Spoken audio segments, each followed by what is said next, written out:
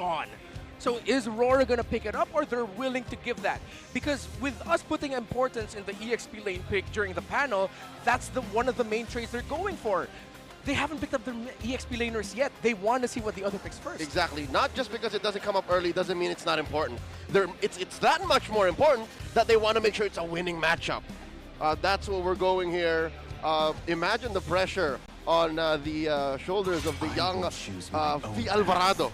This is the new head coach of the SEABO team going to Japan later this year. He's facing off against former content creator turned head coach, Master the Basics. He's still a content creator in a way, right? He does. I'll watch his streams. Comes up with a couple videos every few days here. Yeah. Arla seems to be the closer. Oh, even Snap knows what's up. Yeah. I'm thinking of the pool here potentially for RORA in the jungle. They might have run out unless they want to go for an aggressive option, but they have Claude, so they need something that can help hold down the line. Liquid has the potential here to go crazy with their lineup. Yes, there's a Grok and Juicing on the other side, but that's what you get when you have Khalid. You have so much info, so much aggression. So RORA are going to be going for the Lapu Lapu. Let's see if Liquid are going to go static and they go for the Esme Lapu matchup in lane. Esme is still open. That is going to be the more stable approach, and then they'll just go for a carry for Daiki. Whether or not that's going to be a Granger or something else is now the next question. You can just hear the crowd react too. Once that Lapu Lapu is picked in for Edward, Mr. Consistent. And we already highlighted that too, just how important the XP lane is and has been actually for a while now. It's been one of those staples where it's just like the XP lane matchup, and then you get these two phenomenal XP laners duking it out. It's almost sometimes, I'm sure there's a bunch of people that just want to have that one camera set up in XP lane to see how Sanford and Edward move around this map here. So this is crucial pickups for Liquid. What are they going to go for? An Alice? Okay. What's the last pick? The Moskov. All right. This is the guy that I frequently forget, because actually in like our own little tier list, Moskov, compared to other gold laners, he's a tier below them. Not that he's a bad pick, it's just that usually you'd want to go for the big damage, faster scaling. Moskov is that guy that needs the space. The good thing is Liquid actually built that lineup for him. They have so many space creators in the first four that they went for that Daiki can just chill, farm, and then join in the fight when he needs to with the Spear of Destruction. If it does go sideways for Count Easy, yeah, at the 11th hour, Daiki can come in and say, "Boss, I got it." Yeah. That's going to be a good one. What's a celebrity going to play, though? That's what I'm wondering, because the Fredrin's gone, the Boxer's gone. Does he opt for utility, or is he actually going to go and match this pace from the Leo I need a little more damage. Oh. Yeah, I need damage. Whoa! Is that damage? How about the purest kind? Yeah. I've been spamming a good fair amount of Balman. I'd say more than a dozen games since the season reset. Yeah. And I feel good when I play Balman. Well, they needed damage. They needed a closer. They needed a finisher. All of the above. All of the above. And this guy can go toe-to-toe. Yeah. Ballman can go toe-to-toe with a Leomore. And it was during Season 9 when they started rolling out. Shout out to SDZYZ. Yeah. With the changes then, the meta that changed the game, the tanky fighter junglers, Balmont was one of the first few to show up in that role. And Demon Kite excelled with that, hence why he became a champion then.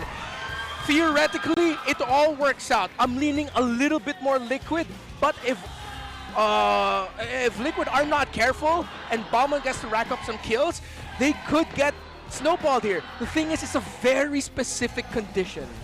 I don't know if I was expecting a Ballman in the first pick, but I'm here to see it, man. Ladies and gentlemen, we're jumping into MPL Philippines Season 17, the first match to kick off the season, and it's none other than the epic rivalry between two teams so familiar with each other that we can't wait to see this one break out. Let's jump into the Land of Dawn here. Okay, so one of the telltale signs to see if this game is going to be hella slow is how, if there is going to be the second minion wave in the mid lane, little skirmish that shows up. Usually after the first buff, one of these junglers or both of them will just show up, trade it out, and then they're going to go back to their rotation, see if they can't get the kill. But yeah, it looks like it's going to be Carl Easy staying around here. He wants to get that Lethal Wanderer. He'll get it without a problem. Sanji and JPP forcing Light and Yue back means that we're probably not going to see anything big unless... Oh, they will continue the invade! JP jumps on the Light. Light at a third of his health. Looking to save the range here for Demon Kite, just to secure his orange. This is one of the good things you get with a Balman, just the speed. You can match that Leomord. Yeah, that's what I was just kind of thinking here is your potential to stay up to pace was the main question when we got through that draft. We saw that Leomord first pick on the blue side. And Ballman being one of those heroes maybe pops up more and more, but especially I think because of the fact that the Fredrin was taken out, and that's, you know, one of the go-to picks of Demon Kite. A Ballman is going to be an interesting thing in this whole kind of game one, really, and how it goes up against the first Turtles here in just a bit. But it's oh, hold on. So fast, look! He's already level 4! That's his own pace, man. Yeah. And I think that's why Team Liquid Philippines wanted to invade and just get that green cap. They wanted to delay this. And now it is around the 4th minion wave. Here comes Demon Cap. Okay, they forced out the flicker from Sanji. He won't have that for the first turtle. This could be a relatively easy one for RORA if Sanford cannot get to level 4. Yeah, Light trying to get that level 4 too, but Turtle being up, he's probably not going to have it. But you already know that Light with this. Oh, Demon Kite. Whoa! Daiki, fresh! Off from the MPL! Oh! Bringing out those recalls. Yue got a face full of damage coming in from JP on him. Demon Kite spinning around. Throne of Ruin catches Bowman. Demon Kite in the back line. Down goes Sanji. Edward finds him. DK holding on. The GOAT finds him. That's a 1-for-1 trade. One aside. In comes the Spear of Misery. And the Devastation coming in! Paul Dizzy finds another! JP traded out for Carl holding on. Yue finds him, slams him down. 40, the Apex Predator, the only one left standing. Welcome to Season 17! It was so important for the Alice to hit level 4, and since he was, him and Carl Teasy, Sanford and Carl, decided to chase after Demon Kite. Now, Sanji unfortunately got caught out by RORA, who saw the misposition by the mid lane, decided to pounce on him. That could have gone so well for RORA, but of course, the killing spree on Carl Teasy kept him alive and got him 3. Oh, here we go. Set it up again for this first turtle. They just want to duke it out. They jump on a 2, and that's just way too much damage. Call! Can't even call RBL. JP falls. Sanji with a tip of that. Oh, catches him. Down he falls. And now 40, the only one left. Light, Edward, and US circling like sharks. Oh, 40's holding on. He's just delaying the inevitable. He's just going to delay it here. He does get back to the mid lane, but man, forget the objective, the turtle. The new objective is just to get the bodies. I am seeing shades of RORA that learned so much from fighting Alter Ego. The continuous fighting, the fearlessness of just calling, go for the hero, go for the bodies instead. Let's not play the 50-50. We can dive them. Great call so far by RORA, and Liquid, though, still have a chance to take it back. 4 minutes in and not a single turtle taken. Yeah. And they're still holding on to it. They're trying. Liquid here blitzes it, and that's a score for Carl. Okay, they'll take that turtle down finally, but still, I think RORA generally happy with what they were able to go ahead and accomplish. You see this, Edward is 5-1-1, man. Yeah. He pretty much is locked and loaded there. And so Sanford's gonna have to adjust his playstyle. I mean, he hasn't gone down either, and this is an Alice that we've seen many, many times. Just go ahead and set things up with that Throne of Ruin, but Edward is going to potentially be a problem here for Liquid to deal with. Yeah, he has 400 gold more than Demon Kite right now, who Daiki, credits to him, that man is doing really good in the gold lane. He is handling Demon Kite, but can they find a way to stop Demon Kite from getting farmed later on? Because that's always the thing with RORA, with everything happening in the map. Even if Demon Kite at one point gets a 1k gold lead, it won't take long to suddenly see that he's 2k gold lead above the opposing gold laner. Yeah, and I think that's why that Moskov was kind of picked up, just to go ahead and deal with that potential that, you know, Demon Kite is going to be double laning, farming up. Oh, hold on. Good call. JP jumps on a 3. Carl Teasy staying his blade, and they're just controlling the river here. Yeah, defensive maneuver there from JP. He's going to be fine. But going back to it, I think that's a great point, Renmar. They've got to be able to deal with Demon Kite. Oh, might be here. On him, forcing a defensive blazing duet. And he keeps himself alive, and Azur's back. I'm a world champ, baby. And that's the acknowledgement of Liquid. That's the receipt. They know that Demon Kite cannot just be left alone to farm up. That even though Daiki is doing well handling him, you still have to find ways to deliver the pressure. So in terms of the gold lead, it is a slight advantage, just very slight for Daiki. Edward and Carl and Edward, both have popped their ults. You to respond. I think Carl knows what's up. Second and final turtle spawning in 10. That's tough to deal with, man. You got that large sword there to try to catch a horse. And Carl Teasy, we know that he likes to do this. Even if he falls behind, like you mentioned before, he's able to go ahead and kind of catch back up in all the ways he finds across the map. And with this next objective coming up, you can see placement's already here for both teams. Both gold laners still up, but look at Edward's positioning. He's going to try to cut off the entry point here. And now Sanford holds down. Edward just goes back, resets. Turtle slightly edged over to Liquid. In comes MPL. Light comes in, misses it, and Carl secures one more time, 100% for the Cavalry. Down goes Edward. Liquid get everything that they want, pushing Light and UF back. Carl does the same, taking down the Celebrity, and Light gets a shield just in time to survive. And the spear is thrown, but they still want to go for more. SOD coming in, does not click it just yet. RWM the answer, UF figures out. Dominic Knight comes in, walks the old-fashioned way, the slam. Sanji punished. Down goes Light in the back line. JP with the flicker. Yue wants to take him down. Yue with a slam. Carl comes Carl Teasy. Dominic Knight with a fadeaway blazing duet. Down goes Yue. Carl finds another. In comes Demon Knight looking for the lethal counter. Misses it with the dash. And into purple. Carl Teasy steals it on the way out. Welcome to the epic rivalry here in Game 1. Someone tell Carl TG that that's not a Lancelot. That's a Leomord, sir. How are you dashing in and out of there as if you are... that you have Thorn Roses with you? My goodness, Carl. A knight. That's true. A knight is a knight. A knight is a knight. Oh, yeah. Is Lancelot a knight? Yeah. He is also not. Okay, all right. I think so. He's a royal knight. He's a prince. Yeah, no. Okay, with everything that happened, Look again, we go back to the gold lane. The 4 versus 1 box with Team Liquid Philippines pushing the aggression. Daiki still deathless, only 1 assist, and still is getting farmed. He pushed the lane first. Dominkite had to join the rest of Aurora in the center of the map. And hey, there's a Bauman fact for you. He gets picked for the first time since then. Echo Carl Teasy picked it up in season 11. It's been 6 seasons. I wonder if that was a thing. I wonder if it was like a discussion of the draft. It's like, hey, Demon Kite, just go with the Bowman, man. You know, Carl Teasy's the last person to play it.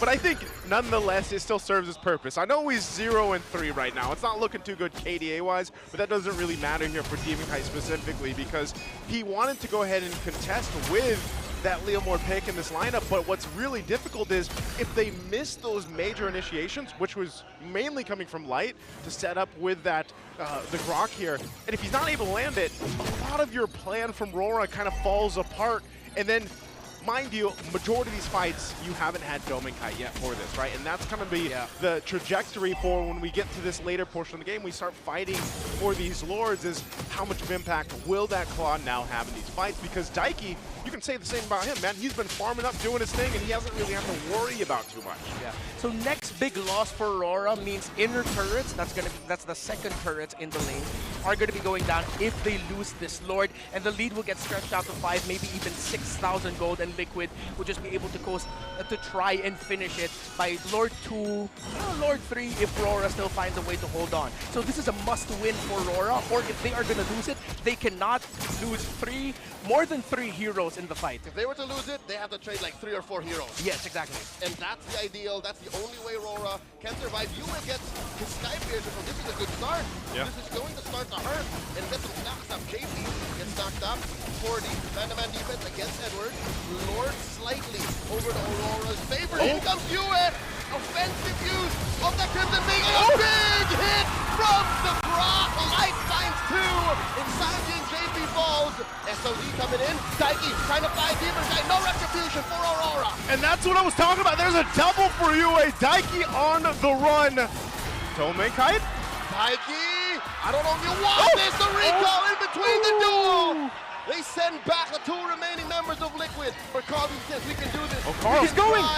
In comes another Phantom Seed. But Light, Yue, and Dominkite refuse to stand down. Yeah, they're just going to try to hold it here, but the problem is Carl Teasy, let's see if he'll be able to regen enough health by the time Demon Kite gets back. See, but the answer to that is going to be yes. So they slow down yet again. Aurora knew that they needed to push the issue. They did. They found the miscalculation by Liquid, punished that, got some kills, and now it's an even game. It's a 2K lead, but this is actually an even game. There they go. They find themselves once again for the objective, setting things up. Both teams getting into position. Carl Teasy will go ahead and hold this. Dominkite now picking up his Corrosion Scythe, so it is going to be a reset. They look to want to take out at least the tier 1 turret in the mid. for RORA to have a bit of space to work with, but they do fight. They've got control of the Lord now, half health on this.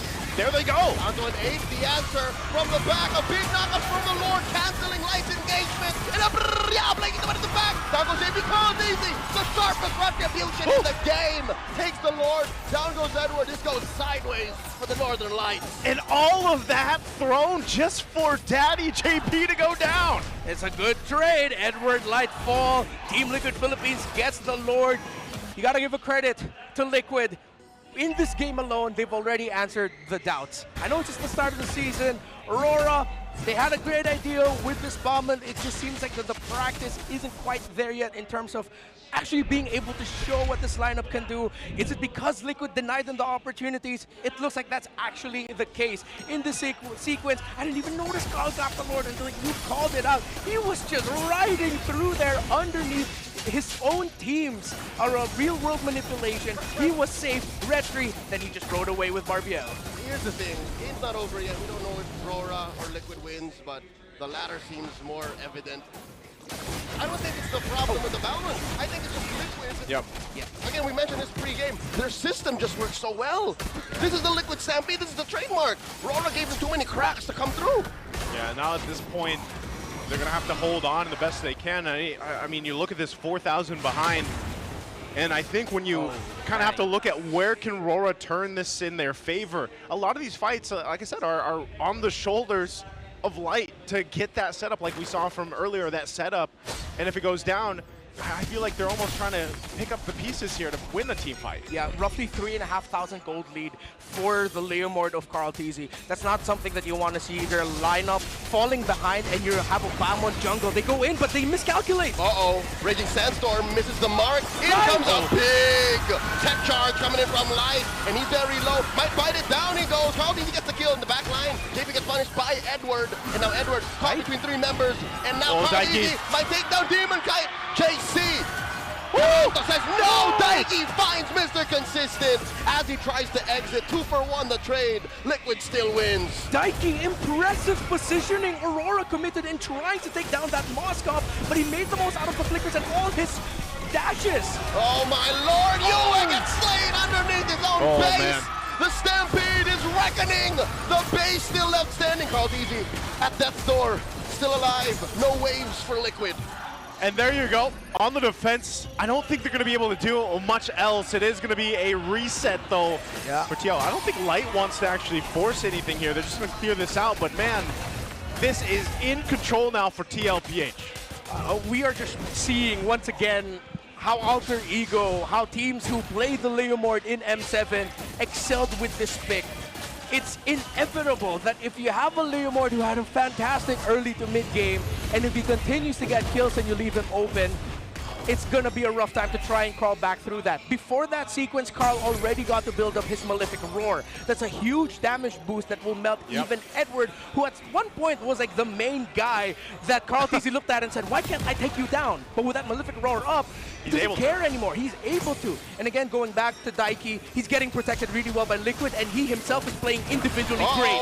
Domikai commits the blazing duet early, pushes back 2 and 3, and now Sanford finds Domikai and punishes him. The Apex Predator finds his prey. Down goes Carl, down goes Daiki. TK finds 2. RWM the answer, trying to quell RORA's forward assault. Now Sanford looking to take him down. Live sucking these 3 and 4 members. JP looking to assist the Apex Predator, and now they're gonna take down 40. Can he gleam on out of here? 40 held it on. The lethal counter ends him. It was such a good attempt from Sanford to set things up with the positioning on the Alice. But the fighting potential from RORA wins the team fight. It was a bait. That is one of the plays that you can do as a Claude. Initiate first, burn your blazing duet, make the other team think that they can initiate and win, but the rest of the team is holding strong and ready to clap back. It was scary when Sanford went in, but Aurora handled the counter well, Light with a tech charge, but I think that was more predictive than anything. Oh no, there's the SOD! Domikai secures it underneath all that! Daiki finds Yue, and Daiki throwing these spears away. Humankai dashes out. RORA just want to be happy with the Lord that they finally got. Light with the flicker back. Dominkai's got Daiki on him. And they cannot finish what they started. Yue is the only price they pay. So much was used there, but they had to. They'll go ahead, reset, get full health, defend and clear this out, but that was so close for RORA. There's a lot of chaos, there's a lot of fighting, but you see the method and the thinking behind everything that has happened so far, the back and forth. Again, the M7 World Championship showed us the importance of not being afraid to trade, going for the heroes, going for the kills. Yes, the objectives are there, but at the same time, getting hero kills allows you to get objectives. And by the way, great little freeze on the Lord up top. But just a quick little delay for Light, which allows Aurora to dictate the tempo a little bit better with this push. That's where they have to. At this point, mind you, they were down nearly 6,000 gold earlier on. That last team fight alone really allowed Aurora to get some more control into this game. Yes, they might have lost the base turret early on, but they're in a good position to now get to the base of TLPH. It looks like they're going to start things up. They should be able to clear out the Lord pretty well as it does go down now here on the top side. But RORA will clear out the tier 2 in the mid, potentially this bottom, and that might be all they get off that Lord play. Yeah, RORA, for a majority of this game, has lost the map. It's just evident of their draft. It's not a very wave management-centric lineup. So after that big fight win, this is the best that they could do. A big Lord take could mean equalizing the map. And at this point, the only real advantage Liquid has is that penetration mid. Yeah. So RORA are ramping up to actually gaining control of this game. And this is something that we acknowledged also during the draft. Liquid, they were able to take the condition that we mainly stated for them, control it, but they couldn't find the big win to try and end it. Yes, they got the tower down in mid, but then after that, RORA got the clap back, and Dominkite got a little bit more farm, got a little bit more time, and now they're at this point where they don't even need to use Dominkite as the main source of damage. As we mentioned earlier, this play was started because Dominkite came in as the first initiation. Yeah. He baited out abilities from Liquid. They roped Liquid into taking that fight, roped Sanford into finding an excellent Throne of Ruin, but then they were able to counter it because now they are at this point where this is the comfort of their lineup, late game. And folks, just as a little reminder, these are trained professionals, world champions at that. Do not try this at home.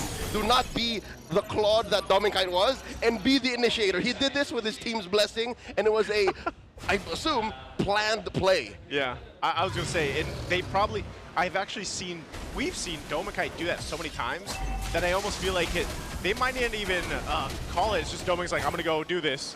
He comes back, team knows how to respond. You saw that too when that fight broke out, that 2 chastised pauldrons were picked up for Demonkite and I believe Edward. So that kind of helps deal with even some of the scaling that we see with the Moskov usually at this portion of the game. Great zone. Where now that can help him. Here it is. This Lord is going to be a crucial one. Dons, JP getting bursted here. Forced to use a flicker and a raging sandstorm defensively. Easy holding that Y brush. What's he going to do with this light?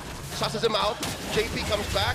Quick sand guard keeps him popped up. In comes Yue with a forward Crimson Beacon. Sanford trying to stop his forward movement. And here comes Barbiel called in by Carl. Lot of damage, blazing the wet. Down goes Daichi. Edward finds him, and now one more. JP gets the mortality pop. Oh my God.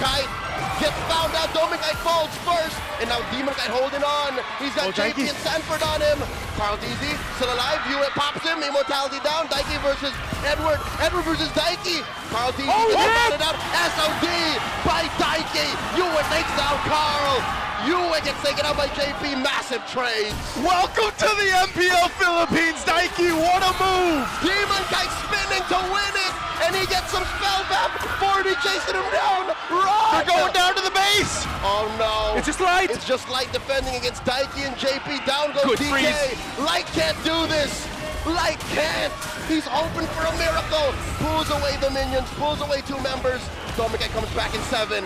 Could he do it? Can he? 4 seconds on Dominkite. They're trying to clear it out. Light bought so much time. He pulled it. My God. Got through. The base. There's a card. He goes in with a blazing duet. No minions. No minions. One week. Still in the 1 week. And I think that's it. Liquid stampedes through, taking game 1.